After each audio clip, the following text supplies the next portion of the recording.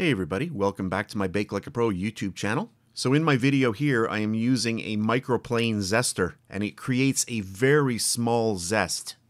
If you purchase one of these microplane zesters, be very careful. They are very sharp, but they are well worth the money. They work so well. And then to extract the juice, I'm just using one of these typical little tools, and they are amazing at extracting great amounts of liquid from the lemons. I really like this thing, and it is glass, and it tends to stand up much better than plastic. And out of the 2 large lemons, I get just over a half a cup or 125 grams of lemon juice. And then as a last step, it's always a good idea to run your lemon juice through a sieve. So that's it for this really fast video. If you want to see the recipe for the lemon poppy seed muffins or the lemon poppy seeds cake, I'll put a link to it at the end of this video and also down underneath the description box.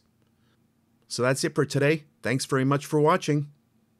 And please subscribe to my BakeLikeAPro YouTube channel and also click that notification bell to be alerted every time I upload a brand new video.